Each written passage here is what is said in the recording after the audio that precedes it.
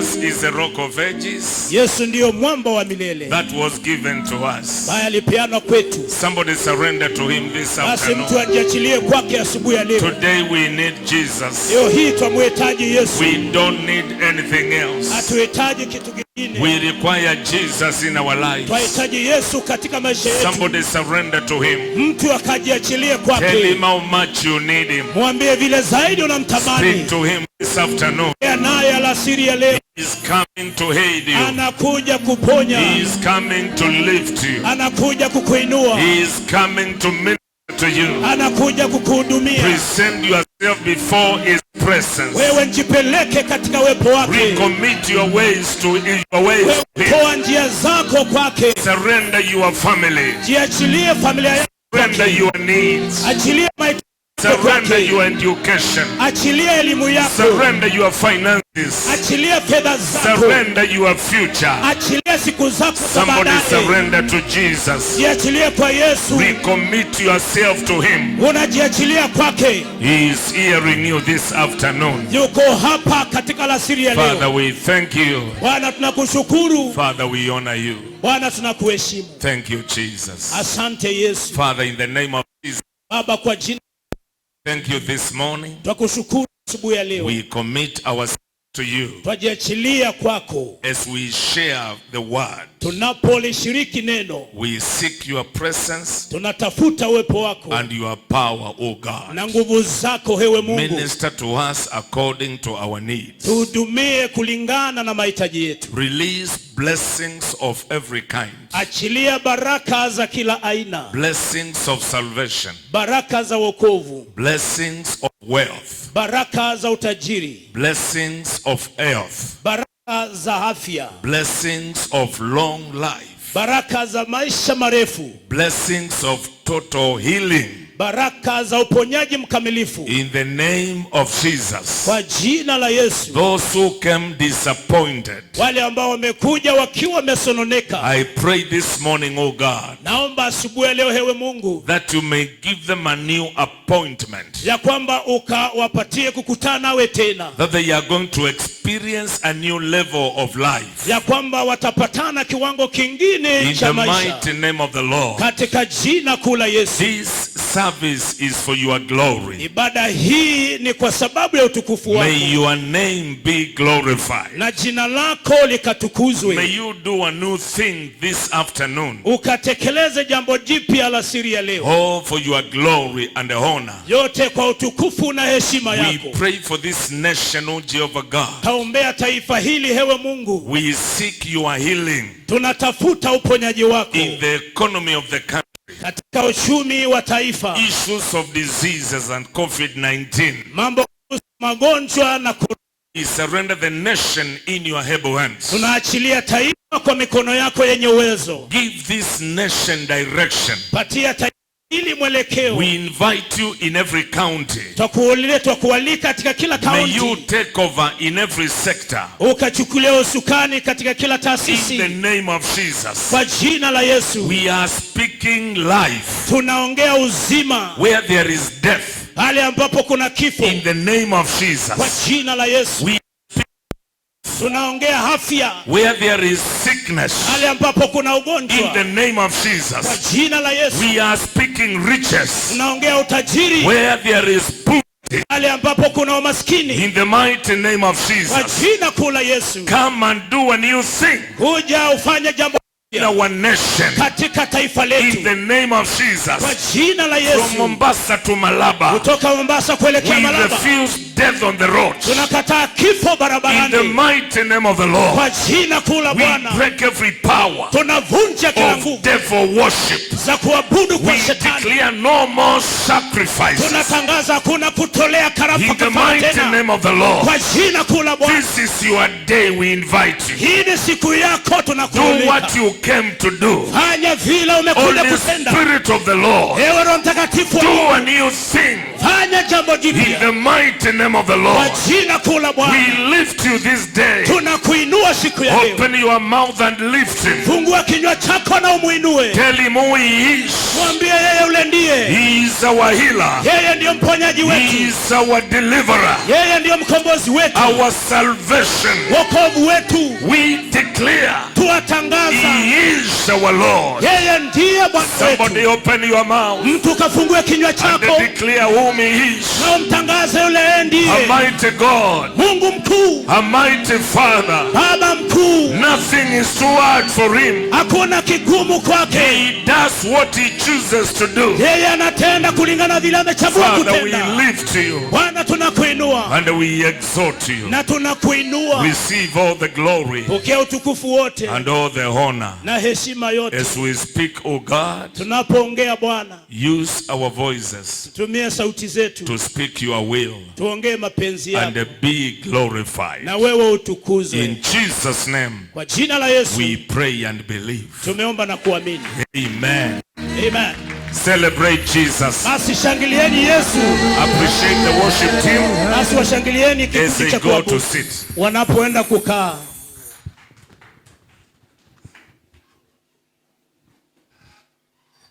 Appreciate the team again. Wapongezeni hicho kikundi tena. Thank you, worship team. Asante kikundi cha kuabudu. Welcome everybody Basi karibuni kila mtu to the session of the word. katika kipindi cha neno. We can do administrative work after this Tunaweza kufanya mambo ya uongozi baada ya haya before we finish the day. kabla ya kumalizia siku. We want to take the shortest time possible Tunataka kuchukua wakati ulio mfupi sana to bring the word. kuileta neno. We are in a season of breaking limits. Basi tumo katika majira ya kuvunja vizuizi.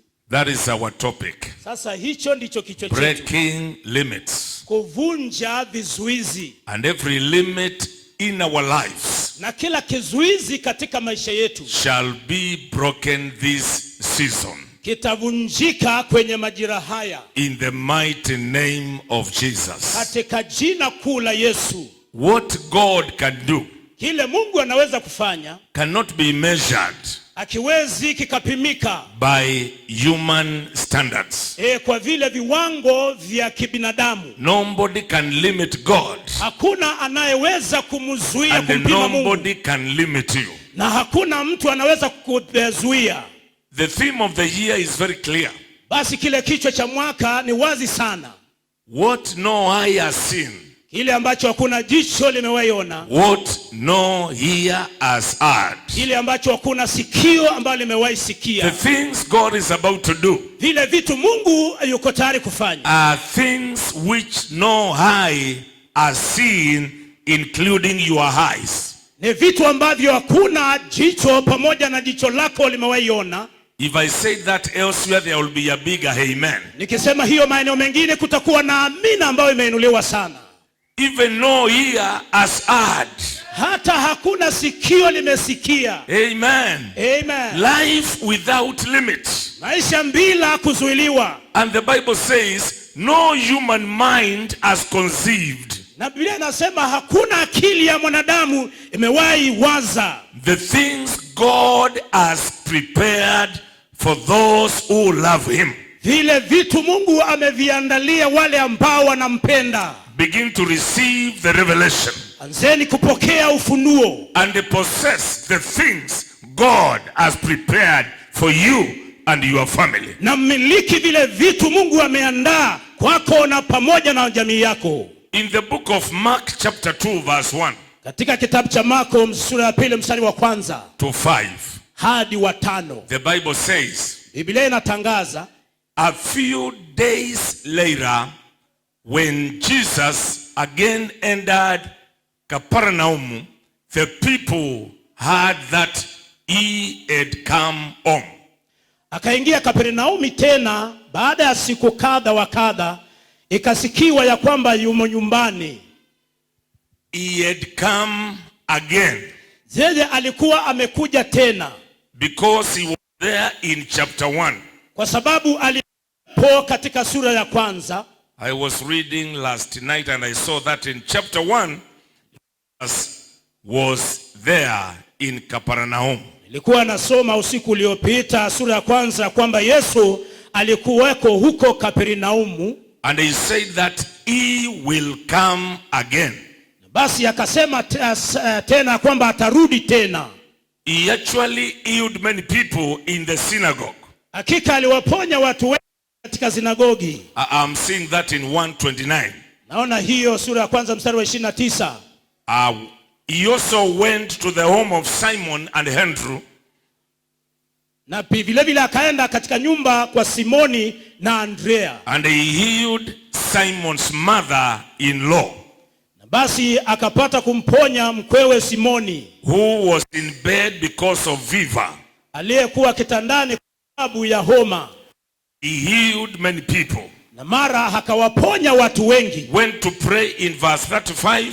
Mstari wa 35 akakwenda kuomba. Later he healed a man with leprosy. Baadaye akamponya mtu ambaye alikuwa na ugonjwa wa ukoma. And now in chapter 2 verse 1. Na sasa sura ya pili kuanzia mstari wa kwanza. A few days later. Baada ya siku kadhaa. Because he left Capernaum and went to another place. Kwa sababu alikuwa ametoka Kapernaum akaenda maeneo mengine. He ended now again. Sasa akarudi tena. And because of what he had done. Na kwa sababu ya vile alikuwa amefanya. The people heard that he had come home. Watu wakasikia ya kwamba amekuja nyumbani. There are several theories about coming back home. Kuna hadithi nyingi kuhusu kule kuja nyumbani. One, he might have rendered a lodging in Capernaum, which was near the Sea of Galilee. Ya kwanza ni kwamba labda alikuwa amepangisha nyumba huko Kapernaum ambayo ilikuwa karibu na ziwa la Galilee. Or he was at the house of Simon Peter. Ama alikuwa katika nyumba ya Simoni Petro. Because he had no residence in this place. Kwa sababu hakuwa na makazi katika maeneo hayo. That is just information. Sasa hiyo ni ya kukujulisha tu. Verse number 2. Mstari ni wa pili. So many gathered that there was no room left, not even outside the door, and he preached the word to them. Wakakusanyika watu wengi, isibaki nafasi hata mlangoni, akawa akisema nao neno lake. So he was inside the house. Kwa hivyo basi alikuwa ndani ya nyumba. And some people feel like it was a room with another floor up. Na watu wengine wanafikiria kwamba kilikuwa ni chumba ambacho kilikuwa na chumba kingine juu yake. But the bottom line, the place was full of people to the door. Lakini ukweli ni kwamba hicho chumba kilikuwa kimejazana watu mpaka mlangoni. But he also preached the word. Lakini tena pia alilihubiri neno. Verse 3 the Bible says. Mstari wa 3 Biblia inasema. Some men came bringing to him a paralytic carried by 4 of them. Wakaja watu wakimletea mtu mwenye kupooza anachukuliwa na watu 4. So among the people who came to Jesus because of the need that was driving them were 4 men carrying him in a mat or in a bed, and he was a paralytic. Kwa hivyo kati ya watu ambao walikuwepo ni watu 4 ambao walisukumwa na mahitaji yao wakamletea mtu aliyepoozwa. And the Bible says in verse 4. Na Biblia inasema mstari wa 4. Since they could not get him to Jesus because of the limitation called the crowd, they made an opening in the roof above Jesus. That is why I said there must have been something, either a floor or a roof above Jesus. And the Bible says, after digging through it, there was digging, there was work through it. lowered the mat the paralyzed man was lying on. Na walipokuwa hawawezi kumkaribia kwa sababu ya makutano, walitoboa dari pale alipokuwepo, kumaanisha kwamba kuna kazi iliyofanywa pale, kazi ya mikono, na wakiisha kuivunja wakaliteremsha gondoro alilokuwa analalia yule mwenye kupooza. I want to give an explanation. Nataka kutoa maelezo. The 4 men who were carrying this paralytic are not explained as relatives. Basi hao watu 4 ambao walikuwa wamembeba huyu mwenye kupooza, aielezwe ya kwamba walikuwa jamaa zake. They were determined people who wanted to take the man to Jesus. They must have been tired of that limitation of the paralytic. Walikuwa watu ambao walikuwa wameamua na kukata kauli ya kwamba watampeleka huyu mwenye kupooza kwa Yesu, na hivyo basi wakakata kauli, wakaamua, wakasema watampeleka kwa Yesu. When I was meditating over this word last night, nilipokuwa na itafakari neno hili usiku uliopita, actually early this morning, hakika asubuhi ya leo, and I was praying quietly at around 2 or so a.m.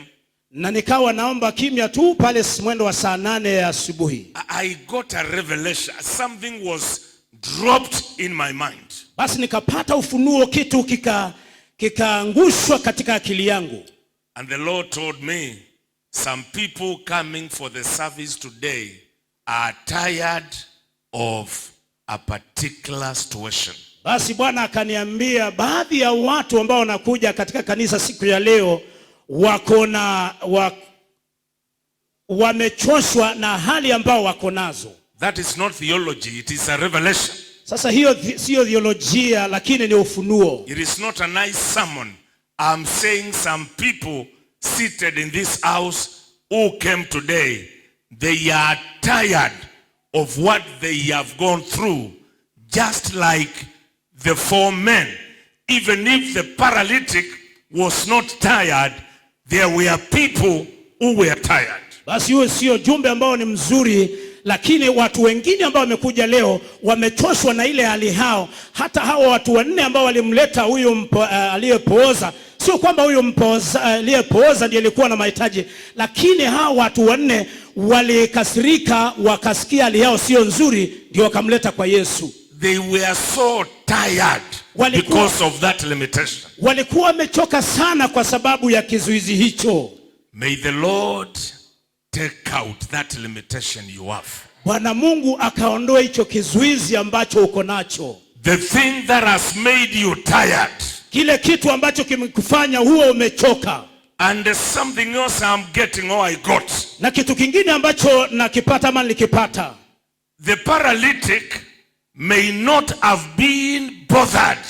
Huyu mwenye kupooza labda zile hakujali. He never knew whether Jesus was come back. Zile hakujua ya kwamba Yesu atarudi. But there were 4 men. Lakini kulikuwepo na watu 4. Somebody shout hallelujah. Mtu paza sauti useme hallelujah. You may have somebody in your family who requires your determination. Naweza kuwa na mtu katika familia yako ambaye anahitaji mtu ambaye anakata kauli. They even don't know their limitation. Hata labda hawajui kizuizi chao ni kipi. They think they are on the right track. Wanafikiria tu mambo yao yanaenda sawa. After the paralytic was fed, that was enough. Baada ya mpoozi alipoletwa, basi ile tosha. He never knew that he was limited. Yeye hakufahamu ya kwamba alikuwa amezuiliwa. But 4 men heard that Jesus had come. Lakini watu 4 wakasikia kwamba Yesu amerudi tena. I pray that I may get 4 people here. Naomba ili nipate watu 4 hapa. Men of faith. Watu wa imani. Men of determination. Watu wa kuamua. Who are going to say enough is enough. Bao watasema imetosha. We must go where he is. Lazima twende mahali alipo. The crowd did not stop them. Yale makutano hayakuwazuia. They penetrated through the situation. Walipenyeza katika ile hali. And the Bible says they made an opening. Biblia inasema kwamba wakatengeneza nafasi. There is an idiom in English, they say, they call it through the roof. Kuna msemo wa Kiingereza ya kwamba walipitia kwenye dari. It is when you do everything, baada ya kufanya kila kitu, something exceptional, kitu cha kipekee, something that exceeds expectation, kitu ambacho kimezidi matarajio, a faith beyond the normal, imani ambayo iko zaidi ya ukawaida. That is what I'm planting in your spirit. Hii ndio napanda katika roho yako. For you to understand, no limitation can come your life. Ili wewe uweze kuelewa ya kwamba hakuna kizuizi kinaweza kuja katika maisha yako. I release an anointing upon you. Ninaachilia upako juu yako. May you overcome every limitation. Wewe ukashinde kila kizuizi that has come upon your life. Macho kimekuja juu ya maisha yako. Upon your family. Juu ya jamii yako. Upon your finances. Juu ya pesa zako. Upon your future. Juu ya siku zako za baadaye. Upon your ministry. Juu ya huduma yako. I now stand on this altar. Sasa nasimama kwenye madhabahu haya. And declare it broken. Na kukitangaza kuvunjika. In the name of the Father, the Son and the Holy Ghost. Jina la Baba la Mwana na Roho Mtakatifu. And everybody shout. Watu wakapasa sauti wakasema. Amen. Amen. They began to dig through. Wakaanza kuchimba through the roof.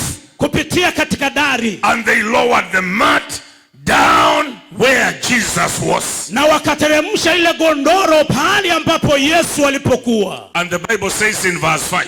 Ile inasema mstari wa 5.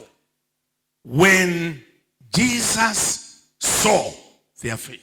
Naye Yesu alipoiona imani yao. I don't know whether you understand that. Sijui kama unaelewa hiyo. There is faith and a faith. Kuna imani tena pia kuna imani. There is a faith which is seen. Kuna imani ambayo inaonekana. There were many people there who came to be healed. Kuna watu wengi ambao walikuwepo waliokuja kuponywa. Jesus never saw their faith. Yesu hakuona imani yao. But we are raising sons in this house. Lakini tunakuza wana katika nyumba hii. Who are going to do something exceptional. Bao watatekeleza kitu cha kipekee. And Jesus will see their faith. Naye Yesu ataona imani yao. That made him to speak. Baada inamsababisha kuongea. He now spoke to the paralytic. Sasa akaongea na huyu mwenye kupooza. And I can confirm to the church. Naweza kudhibitishia he never saw the faith of the paralytic. Yeye hakuona imani ya mwenye kupooza. Are we together? Tunaenda pamoja. He never saw the faith of the sick man. Yeye hakuona imani ya mwenye ugonjwa. He saw the faith of the other people. Aliona imani ya watu wengine. But he spoke to the paralytic. Lakini akaongea na mwenye kupooza. I wish you got a revelation. Laiti ungalipata ufunuo. The faith was of other people. Imani ilikuwa ya watu wengine. The sacrifice was of other people. Dhabihu kulikuwa kwa watu wengine. The act of faith was by other people. Tendo la imani lilikuwa la watu wengine. But he addressed the need. Lakini akakabiliana ile shida. May your faith address the need where it is. Basi imani yako ikashughulikia mahali hitaji lipo. In the mighty name of the Lord. Kwa jina kuu la Yesu. Your school will be healed because of your faith. Shule yako itapona kwa sababu ya imani yako. Your family will be healed because of your faith. Familia yako itapona kwa sababu ya imani yako. Your institution, your business will be delivered because of your faith. Taasisi yako, biashara yako itapona kwa sababu ya imani yako. This church will be delivered because of the faith of somebody seated there. Kanisa hili litakombolewa kwa sababu ya imani ya mtu aliyeketi hapo. May your faith bring a change in your situation. Basi na imani yako ikaleta tofauti. May your brothers and sisters be delivered because of your faith. Kaka zako, dada zako wakakombolewa kwa sababu ya imani yako. May the place where you serve be delivered because of your faith. Mahali ambapo unahudumu pakakombolewe kwa sababu ya imani yako. May this country be delivered because of CCI Sultan Ahmad. Taifa hili likakombolewe kwa sababu ya imani ya CCI Sultan Ahmad. May people live long in your family because of your faith. Watu wa jamii yako wakaishi maisha marefu kwa sababu ya imani yako. I declare they shall not die. Natangaza kwamba kuna madhabahu. We are not called to bury people. We are called to celebrate life. Because of your faith, may they live their full life capacity in the name of Jesus. Lakini tufurahie maisha marefu na wakaishi katika jina la Yesu. May you never bury your children. Wewe usiwahi zika watoto wako. May your faith keep them alive. Imani yako ikawadumishe hai. May doors open for your daughters because of your faith. Imani yako ikafungue milango kwa mabinti zako kwa sababu ya imani yako. May doors open for your sons because of your faith. Basi ikafunguke kwa wana wako pia kwa sababu ya imani yako. When Jesus saw their faith, he undressed the sick man. Wakati Yesu alipoona imani yao, basi akashughulikia lile jambo. He never told him you wake up and go. Hakusema kwamba inuka na uende. He said your sins are forgiven. Akasema katangaza dhambi zako. May your father and the mother be forgiven because of you. Baba yako, mama yako wasamehewe kwa sababu yako. May your brothers and sisters be forgiven because of your faith. Kaka zako, dada zako wasamehewe kwa sababu ya imani yako. May cars be parked in your father's compound because of you. Basi laana ikavunjika katika maeneo ya baba yako kwa sababu yako. May you receive an economic power that is going to fund your programs because of your faith. Ukapata upenyo wa kiuchumi ambazo utashikilia miradi yako katika jina la Yesu Kristo. When Jesus saw their faith, wakati Yesu alipoona imani yao, I hear a voice telling me, nasikia sauti ikiniambia, today Jesus is going to see the voice of somebody. Leo hii Yesu ataona sauti ya mtu. As you give your sacrifice later in the day, the Lord is going to see your faith. Unapotoa dhabihu yako baadaye katika siku, Bwana Mungu ataona imani yako. And because of your faith, na kwa sababu ya imani yako, your school is going to perform well. Shule yako itafanya vizuri. And if they said you cannot excel, you are going to break every limit in the name of Jesus. Kama kwamba huwezi kufaulu, utavunja kila kizuizi kwa jina la Yesu. Somebody speak a word that break a limit. Break a limit.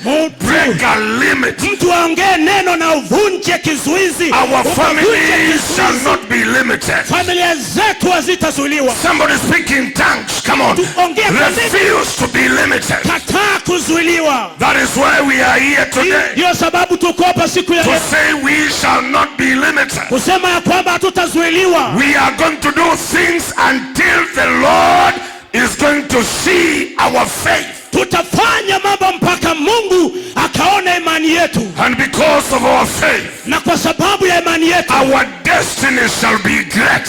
Hatima zetu zitakuwa kuu. In the mighty name of the Lord. Kwa jina kuu la Bwana. This was not a meeting. It was not a committee meeting.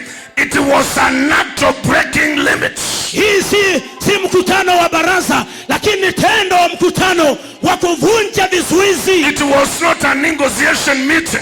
Hata sio mkutano wa kujadiliana. They never negotiated with anybody. Hawakujadiliana mtu yeyote. They never called the religious leaders.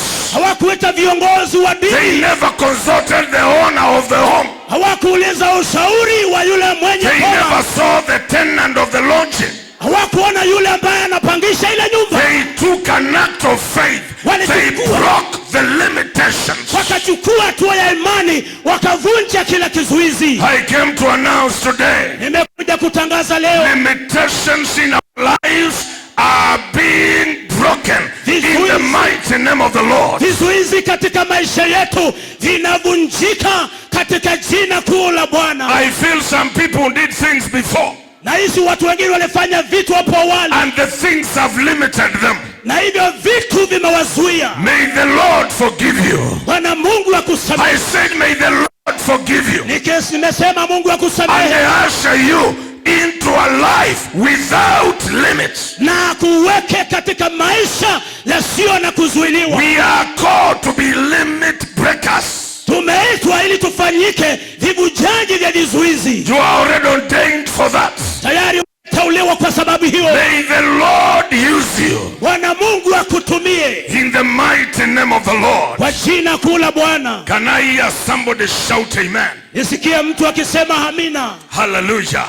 Amen. Give the Lord a hand clap. Patia Yesu, mpigie Yesu makofi. Amen. Amen. When Jesus went to the headquarters, Wakati Yesu alipoenda katika things maafisi were makuu, never the same. mambo hayakubakia vile tena. They called Capernaum the headquarters. Waliita Kapernaumi mahali pa utawala mkuu. And the Capernaum means the city in ruins. Na Kapernaumi inamaanisha ni mji ambao uko katika magofu. The city in ruins. Mji ambao umeharibika. But in that city, Lakini kwenye mji huu, where there were ruins, pale ambapo kulikuwa na magofu, the paralytic was healed. yule mwenye kupooza, Because of men who took action. kwa sababu ya watu ambao walichukua hatua. And they did what others were not able to do. Na wakafanya kile watu wengine hawangefanya. It was exceptional. Kilikuwa cha kipekee. You know, they took the baggage, they took the thing they were carrying. They were only seeing the thing they were carrying just be taken in the presence of Jesus. Walikuwa tu wanaonelea kile kitu walikuwa wamebeba kwamba wamekiteremsha mpaka mahali Yesu yupo. In the presence. Katika uwepo. Yeah, that's the word. In the presence. Katika uwepo wa Yesu. Of the Lord Jesus. Uwepo wa Bwana Yesu. When it landed there. Basi kilipofika hapo, to the surprise of everybody, kwa kushangazwa kila mtu, he was not able to continue with the sermon. He released forgiveness and healing upon this man. Yeye hangeweza kuendelea na yale mahubiri, aliachilia msamaha wa dhambi juu ya mtu huyu. May your faith cause heaven to stop what they are doing to attend to you in the name of Jesus. Imani yako ikasimamishe kile ambacho kinatendeka kule juu mbinguni, ishughulikie kile ambacho unafanya. Your determination and faith. Ule uamuzi wako na imani yako. The assumption was, kule kuassume, there was a staircase outside that building. Kulikuwa na ngazi nje ya nyumba ile. These spiral stairways where you go and go to the roof. Zile ngazi ambazo napanda juu naweza fika pale kwenye paa.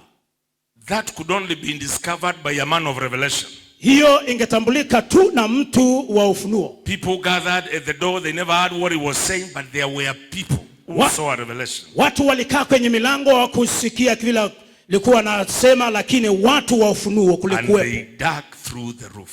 Basi wakachimba lile dari. We are going to dig in prayer. Tutachimba katika maombi. Dig in studying the word. Tuchimbe kwenye kulisoma. We are going to dig in preaching. Tutachimba katika kuhubiri. We are going to dig in giving. Tutachimba katika kutoa. We are going to do things, exceptional things. Tutafanya mambo ya kipekee. And the miracles are going to pursue us in Jesus' name. Na miujiza itatufuata kwa jina la Yesu. The paralytic was limited. Mwenye kupoza alikuwa amezuiliwa. The 4 friends were also limited.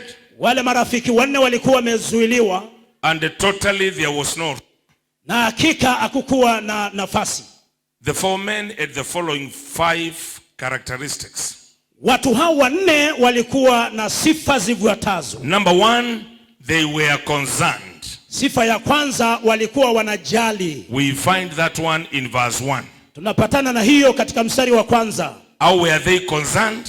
Walipata kujali namna gani? They only heard that he has come to Capernaum. Walipata kusikia tu anarudi tena Kapernaumu. And they raised their concern.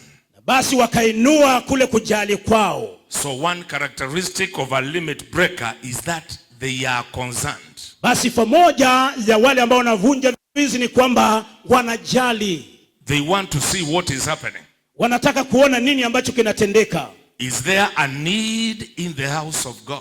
Kunalo hitaji katika nyumba ya Bwana. And they flock in there to tackle the need. Na wanakimbia pale ili wasuluhishe lile hitaji. Do we have a brother with a serious need? Tunaye ndugu ambaye yuko na hitaji la kumaanisha. They go there to sort the need. Wanaenda pale kusuluhisha lile shida. They were concerned.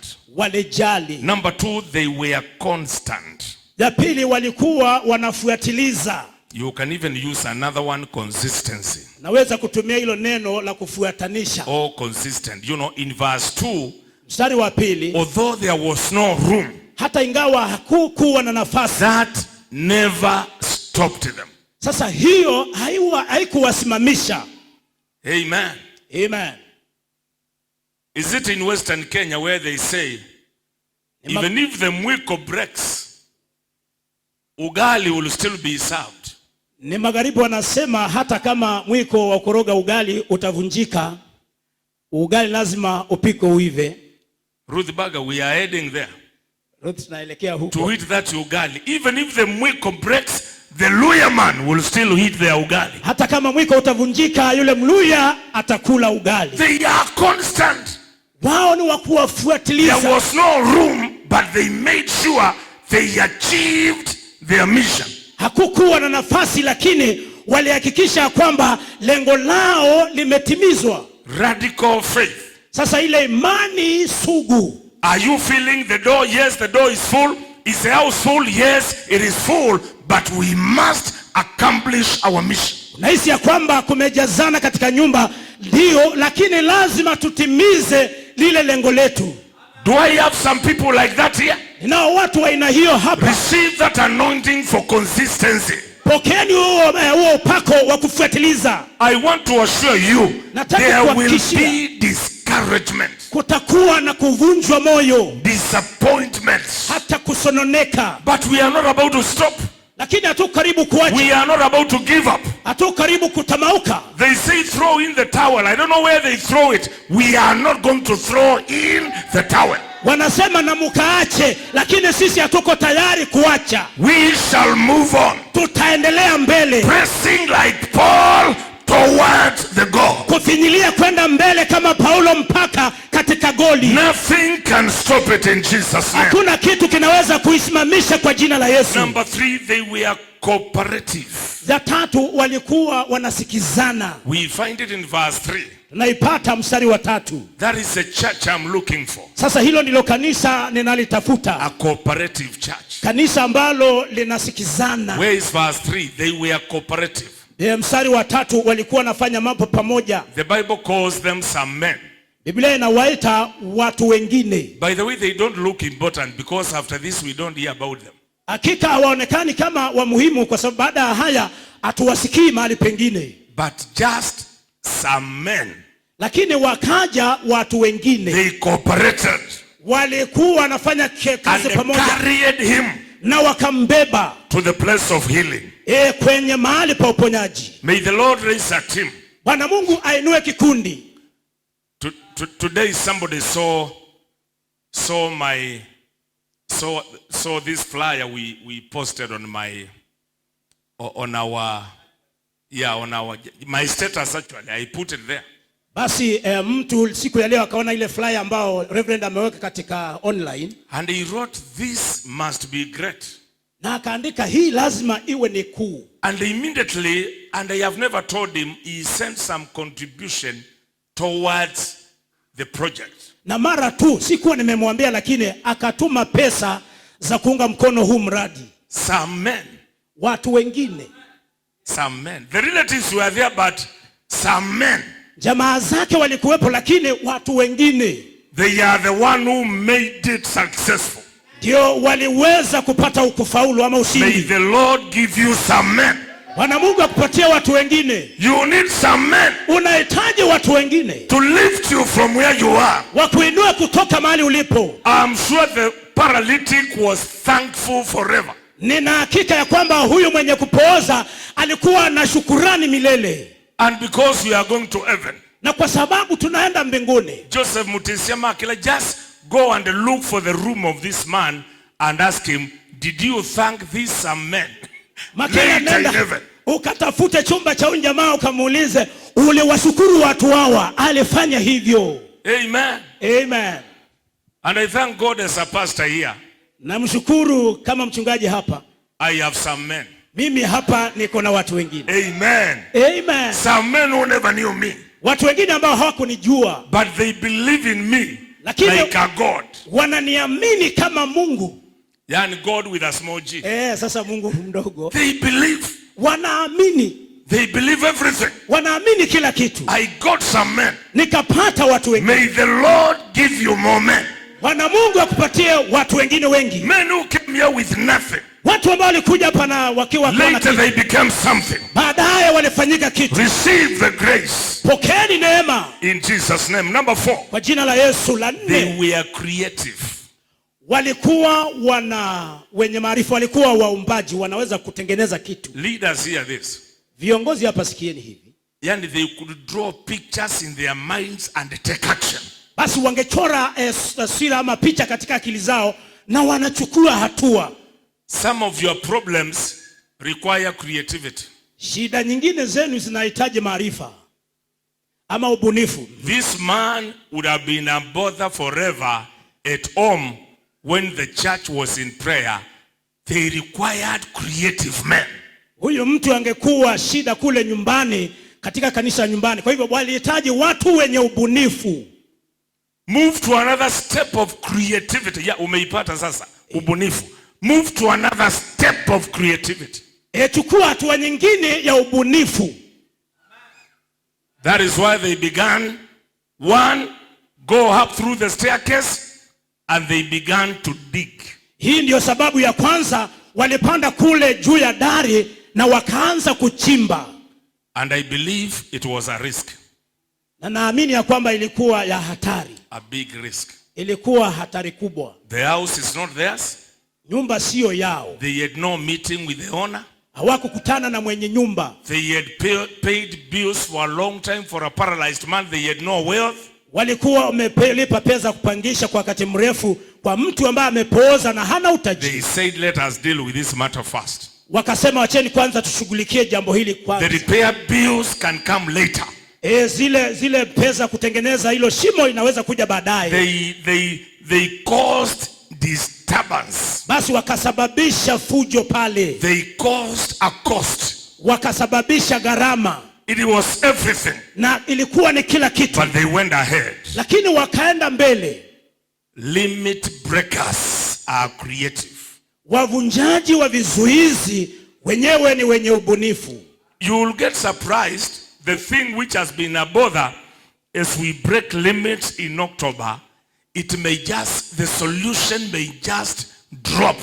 Utashangaa sana kile kitu ambacho kimekuwa kama kizingiti mwezi wa Novemba, suluhisho yake ufanye kuanguka tu. Through your thinking. Kupitia kwa kufikiria kwako. And the creativity. Na hata kupitia ubunifu wako. May the Lord give you grace.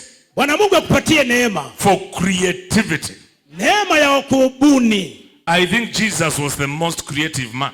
Naonelea Yesu ndiye alikuwa mwenye ubunifu mkuu sana. Amen. Amen. One day he did a miracle in a very interesting way. Siku moja alitenda muujiza kwa njia ya ajabu sana. He made some mud using saliva.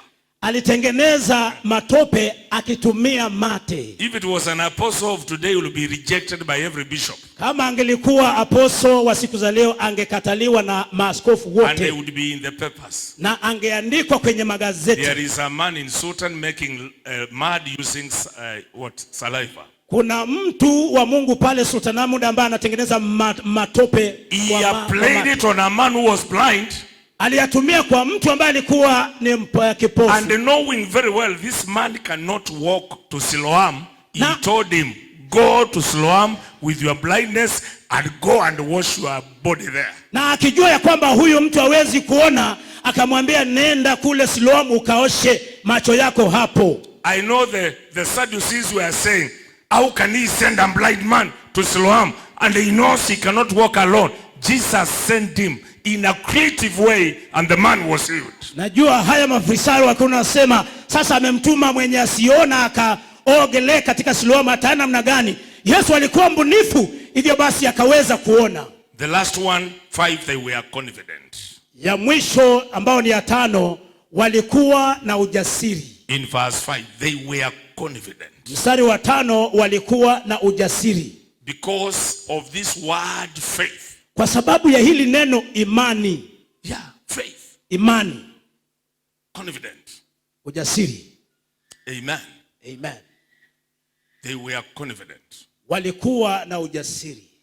I saw a young man, 25 years old, called Ferdinand Omanyala, and this man said that confidence has made him, just last month, to it in 100 meters, 9.7 seconds. The fastest man in Africa is that young Omanyala. Somebody who is just confident. And number 2, focused. That one has made him a star in Africa. Hilo jambo ya ujasiri na kufuatiliza, jambo hilo likamsababisha Omanyala kuwa nyota katika mita 100. He is confident. Yeye yuko na ujasiri. The 4 men had fervency. They were honest. They had faith. Hawa watu 4 walikuwa kufuatiliza, walikuwa na imani. They went ahead.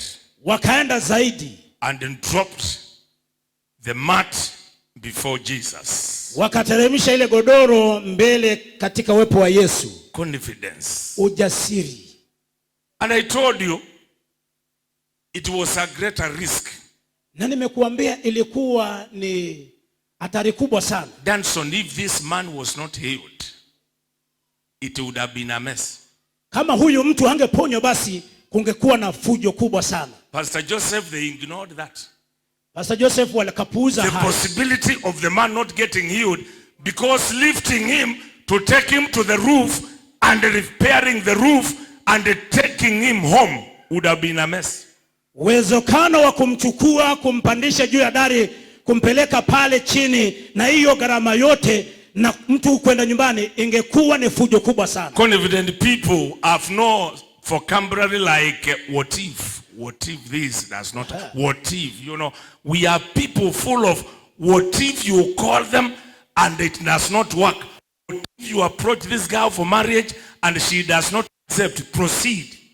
Watu wenye ujasiri hawana hilo neno. Sasa kama haitatendeka, watu wa aina hiyo hawana hilo neno. Sasa itatendeka, itakuwa namna gani kama sitaolewa?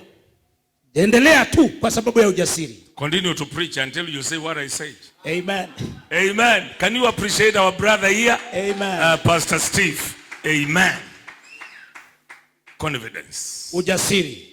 What you are doing today, kile unachofanya leo, do it confidently. Ukakifanye na ujasiri. That is why Jesus saw their faith. Hii ndio sababu Yesu akaona imani yao. Lay hands on the sick with confidence. Ukawekelea wagonjwa mikono kwa imani na ujasiri. Serve God with confidence. Tumikia Mungu na ujasiri. Give with confidence. Ukatoe na ujasiri. Amen.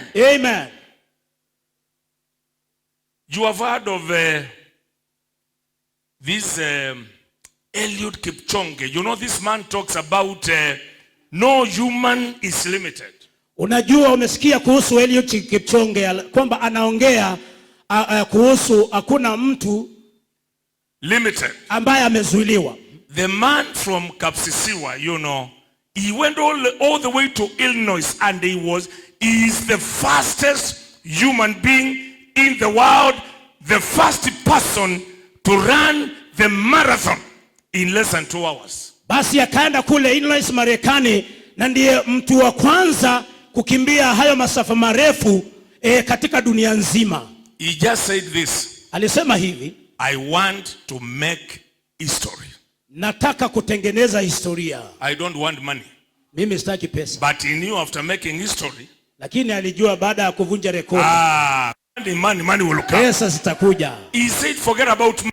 Akasema sahau I don't want to be popular. Hata sitaki niwe I just want to make history. Nataka kutengeneza historia. May the Lord give you the power. Bwana Mungu akupe nguvu. To make history in your sphere of operation. Ya kuunda historia katika eneo lako la utendaji wa kazi. In Jesus mighty name. Kwa jina kuu la Yesu. And he said, I just want to show the world. Na akasema nataka kuonyesha dunia. That limits can be broken. Ya kwamba vizuizi vinaweza kuvunjwa. I don't even want their medals and everything. I want to show everybody in the world that you are not limited. Nataka kuonyesha kila mtu hapa duniani ya kwamba wewe hauwezi kuzuilika.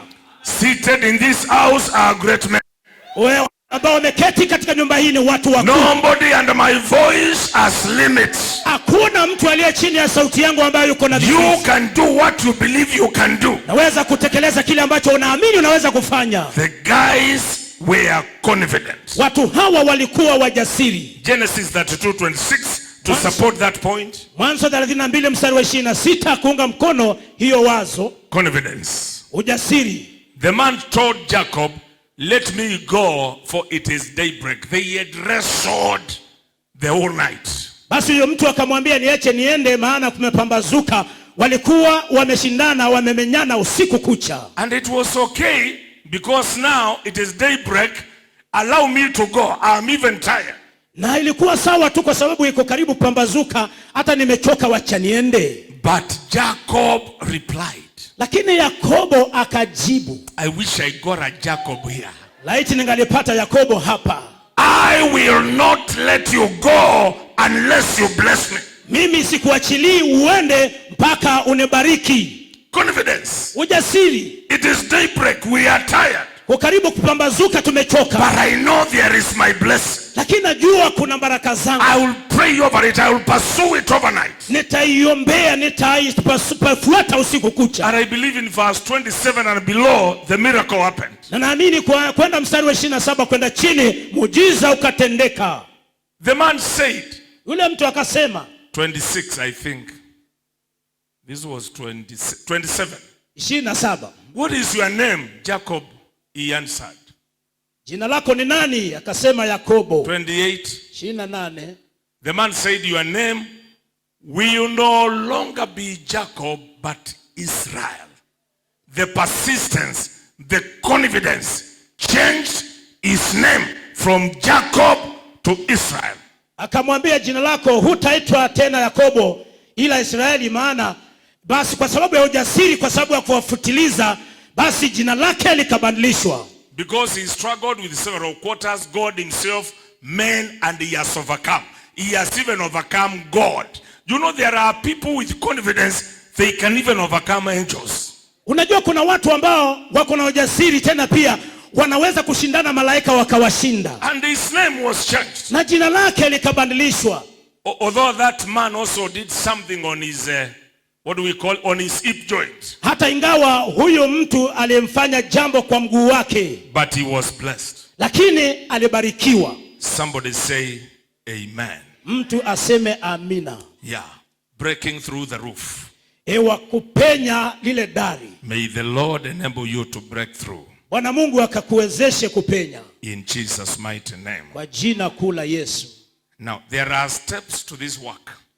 Kuna hatua kwa kazi hii. But I want you to come on Friday or Sunday. Lakini ningependa huje Ijumaa ama Jumapili. And hear about the steps. Na huweze kusikia kuhusu hizo hatua. That you need to take to break limits. Bazo unastahili kuzichukua ili ukavunje kizuizi. We shall be speaking. Tutakuwa tunaongea. And announcing things. Na kutangaza vitu. Now I want to confirm. Sasa nataka kudhibitisha. Nobody under my voice. Hakuna mtu chini ya sauti yangu. Is limited. Amezuiliwa. Not even the women.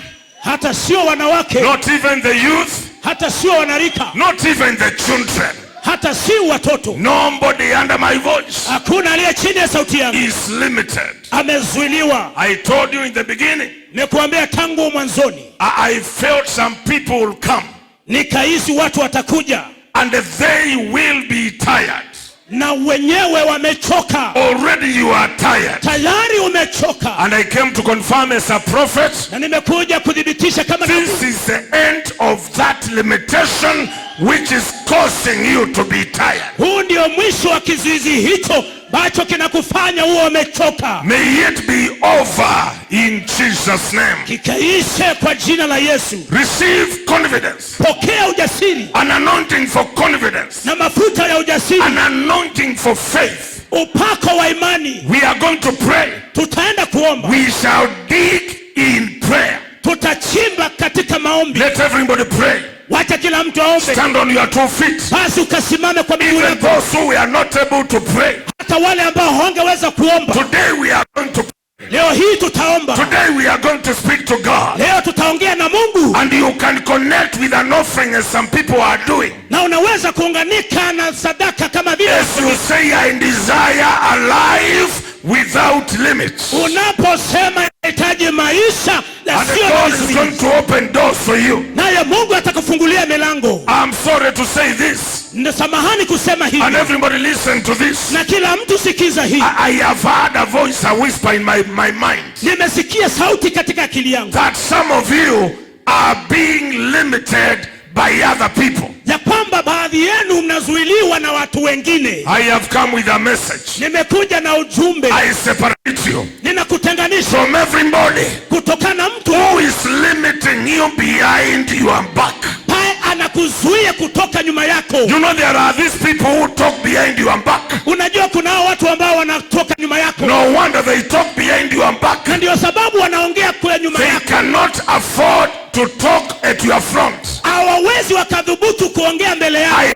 The sword of the Spirit, nachukua upanga wa Roho, which is the word of God. halo ndilo neno la Mungu. I now symbolically na sasa kwa lift the sword nainua huo and I separate you na nakutenganisha from your enemies, kutokana maadui from your sorcerers, kutokana wachawi from your backbiters. kutokana wale ambao I separate you nakutenganisha by the sword of the Spirit. kwa upanga wa Roho Mtakatifu. In the mighty name of the Lord, kwa jina kuu la Bwana, they shall have no power watakuwa na nguvu over your life. juu ya maisha yako. You shall be more powerful wewe utakuwa na nguvu zaidi than them. And I'm sorry to say, some of them are your relatives. wengine wao ni jamaa zako. Jesus was even hated by their relatives. Yesu tena pia alichukiwa and I'm not ashamed to like Jesus. mimi sina aibu kusema kama Yesu. The greatest enemies will be those of your family. Some limiters limiting you, people limiting you, are coming from your blood relatives. I put that spirit under my feet and I declare it over. Hallelujah. That limitation is broken. Wale maadui wakubwa ni watu in Jesus' mighty name. nao vizuizi na the anointing moving in this season ule upako ukafanya kazi is the anointing to break limitations. ni upako wa kuvunja vizuizi. This church shall not be limited. Kanisa hili halitazuiliwa. Every word that was said against you, paliongewa kinyume nawe, I came to declare, nimekuja kutangaza, you shall judge it. wewe utaihukumu. You shall judge it. wewe utalihukumu. And every weapon na kila silaha fashioned against you, haumendwa kinyume nawe, I announce it shall not prosper.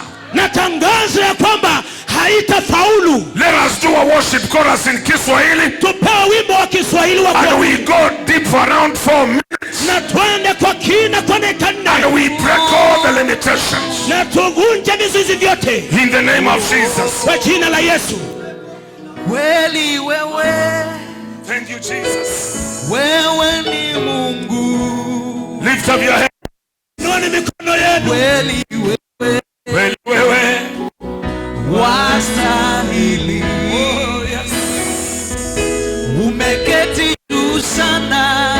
A nice worship song. Kwenye kiti cha enzi. Oh, yes. Umejivika utukufu. Wewe ni Mungu. Kweli wewe. Kweli wewe. Kweli wewe. Wewe ni Mungu. Kweli kweli. Kweli wewe. Wastahili. Wewe.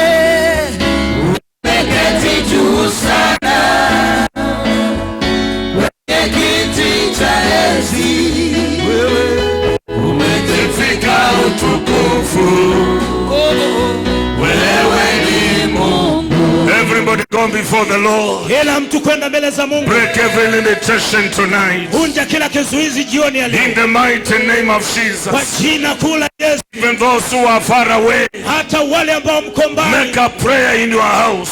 Wewe omba katika nyumba Make a yako. prayer in your closet. Omba katika mahali pako. I am releasing an anointing. Ninaachilia upako. An anointing for breaking limits. Upako wa kuvunja vizuizi. In the mighty name of Kwa Jesus. jina kuu la Yesu. Every kind of a limitation. Kila aina ya kizuizi. Limiting your children. Kinachozuia watoto wako. Limiting your family. Kinachozuia jamii yako. Limiting your leadership. Kinachozuia uongozi wako. Limiting your work. Kinachozuia kazi yako. Limiting your finances. Kinachozuia pesa zako. We came to declare Tumekuja the kutangaza limitations kila vizuizi are getting broken. vinavunjika In the mighty name of the kwa Lord. jina.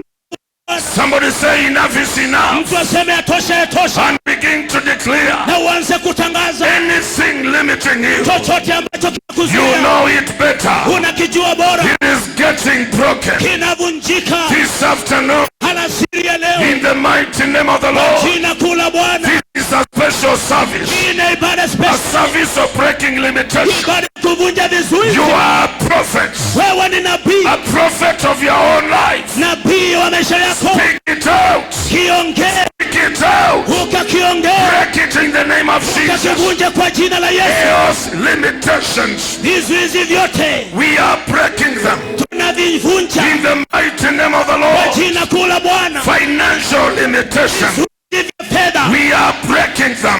In the tunavivunja mighty name of the Lord. kwa jina kuu la Bwana. Business oppressions. Vizuizi vya We biashara are breaking them. tunavivunja In the mighty name of the Lord. kwa jina kuu la Bwana. Now we release confidence. Sasa tunaachilia We ujasiri, release creativity. tunaachilia ubunifu, We release confidence. tunaachilia We ujasiri, release faith tunaachilia imani upon every believer. juu ya kila muumini. Anybody connected with this altar, Kila mtu ambaye anaunganika na they are madhabahu receiving their portion wanapokea sehemu yao of breaking ya limitations. kuvunja vizuizi In the mighty name of the Lord, kwa jina kuu la Bwana. nobody can limit you. Hakuna mtu anaweza kuzuia. I speak to your vision. Naongea na May your vision break through. maono yako I yakapaa. speak to your dream. Naongea na ndoto zako, May your dream break through. ndoto yako In ikapenye the mighty name of kwa jina Jesus, kuu la Yesu. I speak to your future. Naongea na siku zako za May your baadaye, future siku zako za bring baadaye a breakthrough. zikapata In the upendo mighty name of the kwa Lord. jina kuu la Bwana. Father, we thank you. Bwana Father, tunakushukuru, we honor you. Bwana tunakuheshimu. Receive all the glory Pokea utukufu wote and all the honor. na heshima yote. We declare every limit Tunatangaza kila kizuizi broken today. kimevunjika In the leo name of the kwa Father, jina la Baba, that of the Son, ile la Mwana, that of the Holy ile Ghost. Roho Mtakatifu. Everybody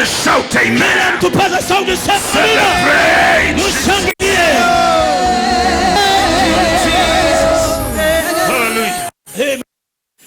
Your giving today Utoaji wako leo shall be a limit breaker. utakuwa ni kivunjaji In cha the name of kizuizi Jesus. kwa jina la Yesu. Every seed landing on this altar, Kila mbegu ambayo inafika kwenye madhabahu may it break your limitations. ikavunje kila kizuizi In chako the mighty name of kwa Jesus, jina kuu la Yesu. I declare you shall be free. Natangaza kwamba utakuwa huru. If you came for midterm, Kama umekuja kwa likizo, I want to pray for you today nataka kuombea leo and pray for you again on Sunday before you go. na nikuombea tena Jumapili kabla ya kurudi shuleni, Not midterm, but close, lakini likizo. schools which close. Come over here. Kuja hapa basi. Thank you, Jesus. Asante Yesu. When I call you, you come running. Nikikuita unakuja mbio kama mwanashule. Students, please come. Wanafunzi njooni.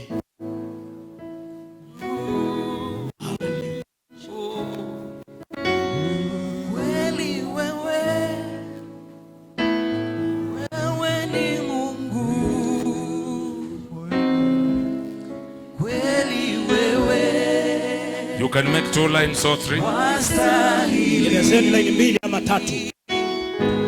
Umeketi juu sana kwenye kiti cha enzi, umejivika utukufu. Wewe ni Mungu. Kweli wewe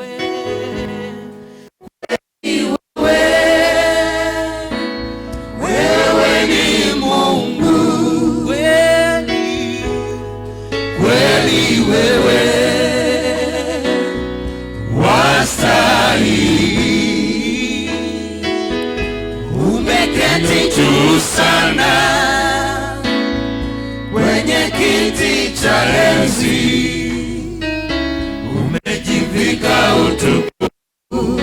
Wewe ni Mungu. School, place of preparation. Shule ni mahali pa kuandaliwa. I want to separate you from every limitation. Nataka kutenganisha na kila kizuizi and every covenant na kila agano that might have been said against you. ambayo inaweza kuwa iliongewa kinyume nawe. What made your family, other family members, elders than you never to succeed will not affect you. Kilichosababisha jamaa zako wengine wasifaulu basi hakitakuadhiri. You shall be like Daniel and his friends. Utakuwa kama Danieli na marafiki zake. They were 10 times better.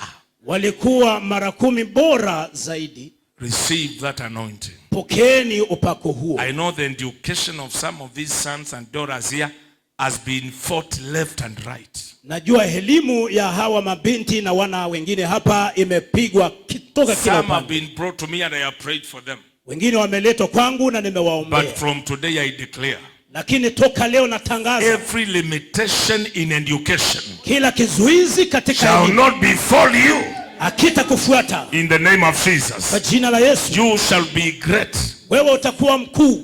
Whichever grade you are in, Katika ile grade ambao uko, whether CBC continues or not, you are going to be great. katika CBC ama huko upo, basi utakuwa mkuu. In the name of Kwa Jesus. jina la Yesu. Father, in Jesus' name, Baba, kwa jina la Yesu, we pray for these young people. tunawaombea hawa wanarika, Right from the lowest level to the highest level of the university. kutoka kiwango cha chini hadi kiwango cha juu cha chuo I kikuu. pray, Jehovah God, Ninaomba Jehova they are Mungu, going to receive education without limit. watapokea elimu ambayo haina vizuizi. If there are sins and covenants Kama kuna madhambi na vinagano that were committed by the ancestors, nazo zilifanywa na mababu zao, and today they are following them, na leo hii I zinawafuata, now delink them from that spirit. sasa nawatenganisha na In huyu the roho. mighty name of the Lord, Kwa jina kuu la I Bwana release an anointing ninaachilia for the upako greatest professionals kwa taaluma zilizo to juu come out of this team zikatoke kwa kundi in the hiki mighty name of the Lord. kwa jina kuu la Bwana, And every limitation, na kila kizuizi whether financial kiwe cha kifedha or even academic, ama cha kielimu, I break it today. ninakivunja In the leo name of kwa Jesus, jina la Yesu. they shall do and perform well. Watafanya na wafanye vizuri, They will receive degrees. watapokea digrii, They'll go to the best schools. wataenda katika mashule Their bora zaidi. schools will not have riots Shule zao hazitakuwa na because maandamano they are your children. kwa sababu ni watoto They will wako, be handled by the best teachers. wanashughulikiwa na walimu bora The zaidi. spirit which drives children out of school Yule roho ambao wanafukuzia watoto shall kutoka not shule pursue them hazitawafuata because they are not limited. kwa sababu In the hawajazuilika mighty name of the Lord, kwa jina kuu la Bwana. this 1 week, Juma hili moja let it be a great week for them. wacha likawe juma kuu They kwao, receive their blessings, wakapokea baraka zao their connections, na miunganiko yao and their breakthrough. na hata upenyo wao. Those paying fees will also receive fees Wale ambao wanalipa karo watapokea karo in the name of kwa Jesus, jina la Yesu, and there shall be no disturbance. na hakutakuwa na pingamizi. Every abortion of school and academic work, Kila kutamauka kwa kazi ya I shule break it now ninaovunja in the sasa name of Jesus. kwa jina la I Yesu. speak to their minds. Ninaongea na akili zao, Let them be sharp wacha zikawe in the zinashika name of Jesus. kwa jina la Yesu. Spirit of foolishness, I command you to leave Roho wa ujinga na kuuliza and ukatoke. destroy your stronghold Ninaharibu ngome wherever zako it is in Jesus' name. popote ilipo kwa jina la Yesu. I release an anointing for creativity Naachilia upako wa ubunifu upon their lives juu ya maisha yao in the name of kwa Jesus. jina la They Yesu. shall never be the tail. Hawatafanyika They mikea, are going to be the head. watafanyika vichwa. In Jesus' name I pray. Kwa jina la Yesu nimeomba. Somebody give the Lord a hand. Tupigia Yesu makofi. You came to this service today Umekuja katika ibada siku ya leo and you are saying, I want to give my life to Jesus. na unasema unataka kutoa maisha yako kwa Yesu. I want to be saved. Nataka niokoke. I don't want to lock you outside. Sitaki kufungia nje. Show me your hand, I will see it. Nionyeshe mkono wako, nitauona. Thank you, my brother. Asante ndugu yangu. Anybody else who wants to give their life to Jesus, clap to him. Mtu mwingine ambaye anataka kutoa maisha kwa Yesu. Just come over here, brother. Basi ndugu, kuja hapa mbele. Children, you can be going back now. Watoto mnaweza kurudi sasa. And God give you degrees. Na Mungu awape neema. You shall not die, you shall see yourself in the university. Hamtakufa, mtajiona katika chuo kikuu. In the name of Jesus. Kwa jina la Yesu. As I pray for this brother, anybody else? Nikiombea ndugu huyu, kuna mtu mwingine? You are saying I want to be forgiven of my sins. Unasema nataka kusamehewa dhambi zangu. I will pray for you. Nitakuombea. I give you that chance to come. Na kupatia hiyo nafasi ya kuja.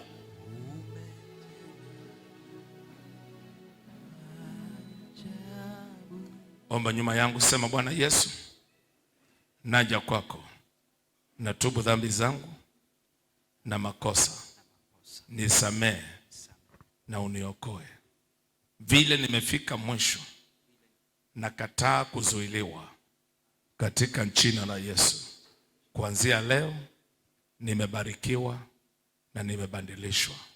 Kwa jina la Yesu naomba na kuamini. Baba, katika jina la Yesu namuombea huyo ndugu, namuombea mabadiliko, namnenea uokofu.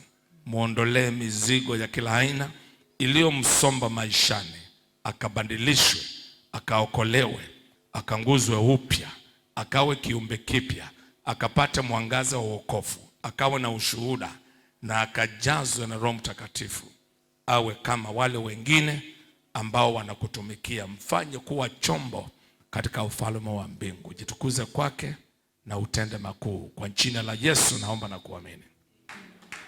Pigia Yesu makofi. Malaika wana celebrate mbinguni. Amen. You can look at the congregation and say your name again. Thank you, Steve. Unaitwa nani?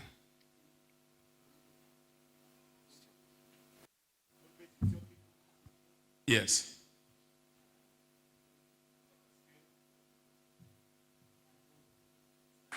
Amen. Amepata ushuhuda leo. Asante Boniface. Uliniambia, ulishuhudia mwanzoni, ulikuja through Joel family. So now utaunganishwa hapo. Huyo ndugu pia anatoka Kaskeo kila Jumapili, huyo namuona hapa. Yeah. So ukija Jumapili kadhaa utapata kwamba umebarikiwa na umebadilika. Tufunge macho yetu. Appreciate him as he goes back. Tufunge macho yetu. Baba, na kushukuru kwa sababu ya kila mmoja aliye hapa. Kila aina ya kizuizi kimefunjika katika maisha yao katika jina la Yesu. Naombea afya ya wapendwa hawa ikawe ni kamili, maisha marefu. Nakataa kila aina ya cancer katika jina la Yesu. Thou spirit of cancer, we break your power in the mighty name of the Lord. We declare people shall be free from cancer in Jesus' mighty name. And every other killer disease, you are defeated, including COVID-19. We break you from your roots in the mighty name of the Lord. Receive total health and a total healing and long life. Now in the name of the Father, that of the Son, that of the Holy Ghost. Everybody say, Amen. Amen. Thank you. Wa mbali, asanteni sana. Online you can send your offering through the screen. Tulikuwa till number and empire and God bless. Sasa wale waliokuwa online na maliza mapema.